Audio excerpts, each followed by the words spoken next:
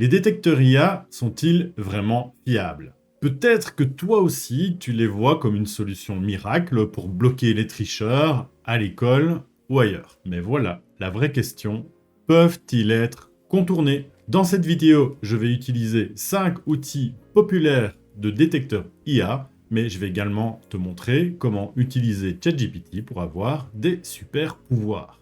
Et à la fin, tu sauras exactement comment en tirer parti, que ce soit pour ton business ou pour ton quotidien. Allez, c'est parti! Mais avant de plonger dans ces tests, parlons 2 secondes de ces détecteurs IA. Pourquoi sont-ils devenus populaires ces derniers mois? Et surtout, pourquoi pourraient-ils poser problème si on ne sait pas bien les utiliser? Alors, pourquoi est-ce qu'ils sont devenus si populaires? Eh bien, tout a explosé avec l'arrivée de ChatGPT.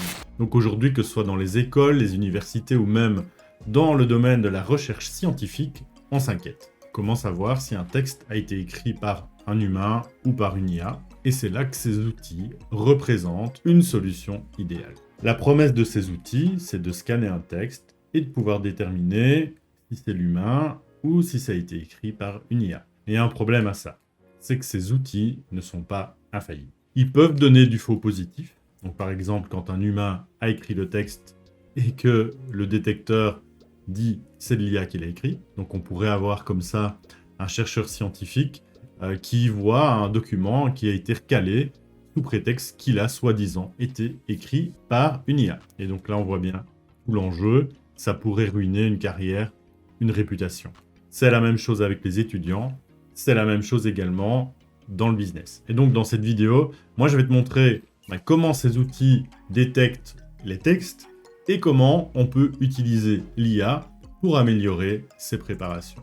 Allez, on plonge dans les tests. Alors, pour le premier test, j'ai choisi quelque chose d'un peu spécial. Il y a plus de 10 ans, j'écrivais des articles pour un magazine local.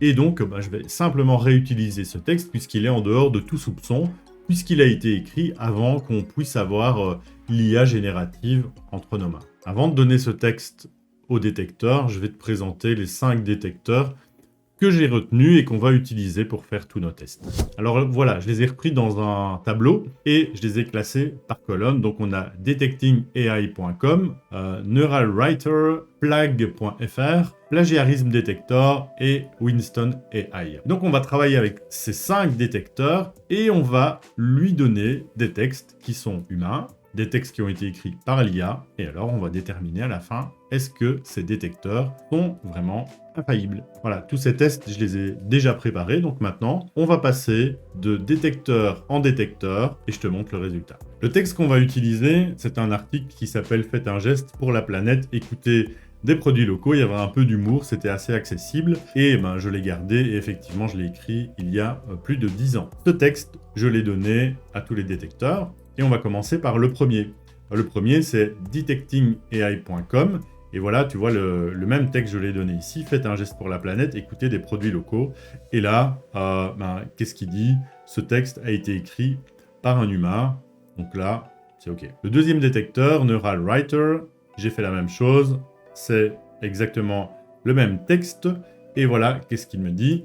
Il me dit, je pense que ce texte a une probabilité de 95%, 95% d'avoir été écrit par un humain.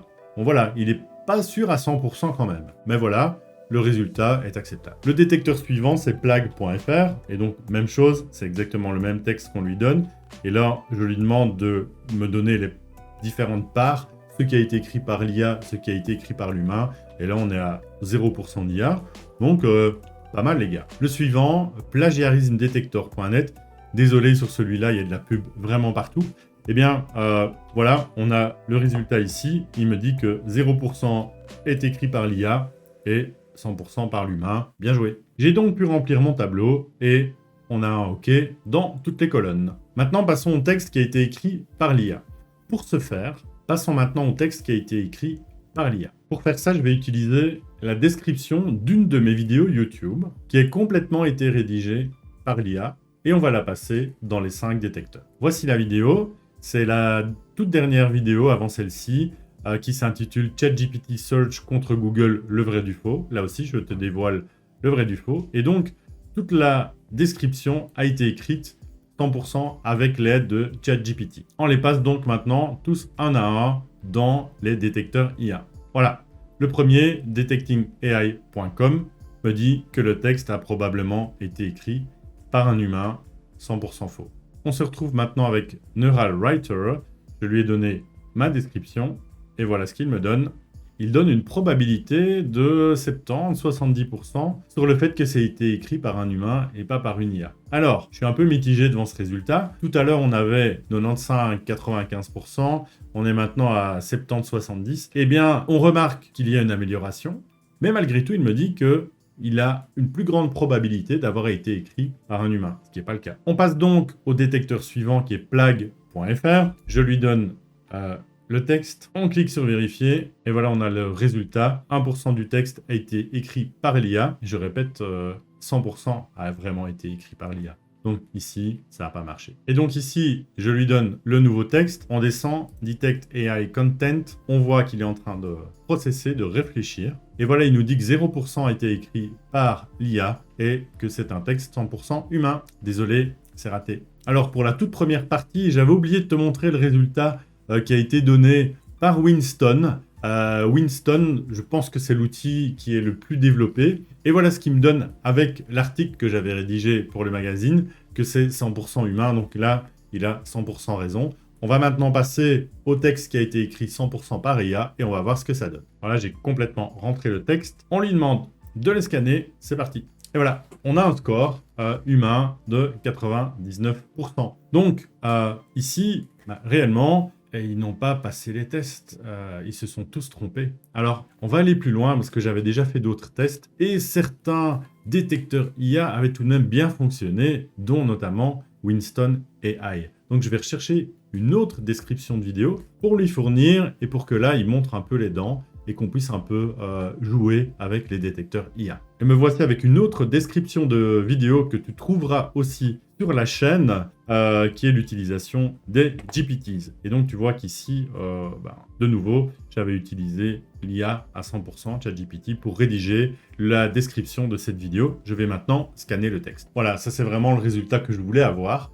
On voit qu'il indique que il y a 60% d'humains là-dedans. Donc ça veut dire que il y a 40% d'IA. Et là, il a changé de couleur, il est orange. Et donc on va essayer un peu de le tromper. Et pour faire ça, on va travailler avec ChatGPT. On va lui donner le texte qui a été détecté par le détecteur et lui dire, écoute, transforme-le pour qu'il soit humain et qu'il ne soit plus détecté. Voilà, comme je te l'ai dit, je lui dis ici, ce texte a été qualifié de partiellement rédigé par l'IA, par un détecteur IA. Rends-le humain pour qu'il soit indétectable. Voici le texte. Voilà, ChatGPT m'a répondu. Il m'a donné une nouvelle description. Et là, je retourne dans mon détecteur IA. Voilà, j'utilise Winston parce que les autres ne me donnent pas de pourcentage de rédaction par l'IA. Donc déjà, ils ont été trompés par le premier texte. Mais ici, avec le texte nouvellement travaillé, je le rends à Winston. Et voilà, la magie a opéré. On a le texte de départ qui avait été considéré comme étant, en tout cas au moins à hauteur de 40% rédigé par l'IA, on le passe dans ChatGPT, on lui demande de rendre le texte humain, et voilà, le meilleur détecteur qu'on ait pu tester s'est fait berner puisqu'il annonce 99% de rédaction par l'humain, donc voilà, recalé aussi. On obtient maintenant ce tableau où on a les résultats pour chaque détecteur. Donc le premier, avec l'humain, ils avaient tous bien travaillé, ils avaient tous détecté qu'on était OK, et que c'est bien l'humain qui avait écrit le texte. Donc là, je dois avouer qu'ils ne se sont pas fait avoir. Ensuite, avec l'IA, la plupart ne s'en sont pas bien sortis. Donc on est là avec le premier Detecting AI, plague.fr et Plagiarism Detector. Non, et là, ils m'ont rien évalué. Neural Writer avait dit, oui, là, il y a quand même un pourcentage qui semble avoir été écrit par l'IA. Mais bon, on restait quand même avec seulement 30% de détection.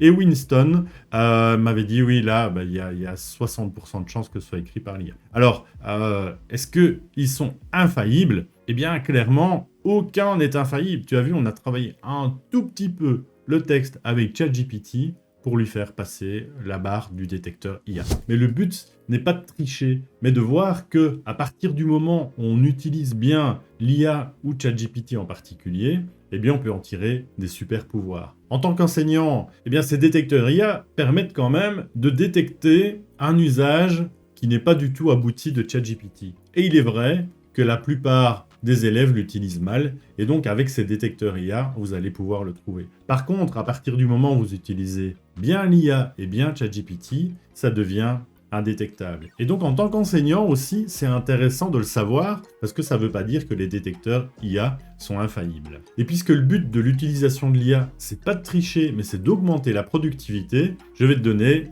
des astuces pour toujours avoir quelque chose qui reste quand même assez humain. C'est pile le moment pour liker, commenter ou t'abonner à la chaîne. Alors la première astuce quand tu fais générer un texte par ChatGPT, c'est de ne pas le prendre tel quel. Ajoute-y toujours quelque chose de personnel, une anecdote que toi seul connais, des chiffres que tu es seul à connaître. De cette façon, le texte que tu vas produire va vraiment être quelque chose d'unique et de réel. La deuxième façon de bien l'utiliser, c'est d'arrêter d'avoir des prompts, des demandes à l'IA qui sont vraiment trop générales. Écris-moi un article sur la mer du Nord. Il faut être plus exigeant et demander plus de détails. Donc par exemple, rédige-moi un article sur la mer du Nord à destination d'étudiants qui ont 17 ans et qui vont lire ce document dans le magazine de l'école. Alors voilà, en donnant ces informations, ça donne le ton, ça donne le niveau de complexité, ça donne l'audience,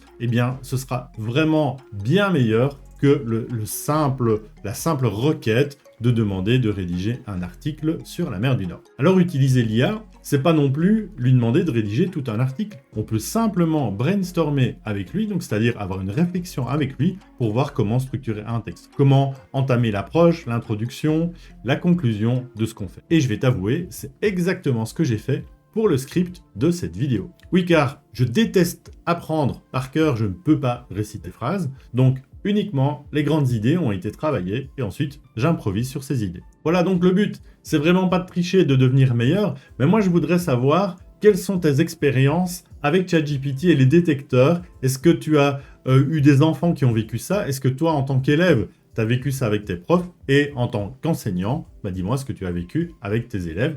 Et même ceux qui font de la recherche scientifique, est-ce que vous avez déjà vécu des cas similaires? Et j'aimerais savoir aussi, est-ce que parfois on vous a dit, voilà, ça a été écrit par de l'IA, alors que c'est vraiment toi qui l'as écrit?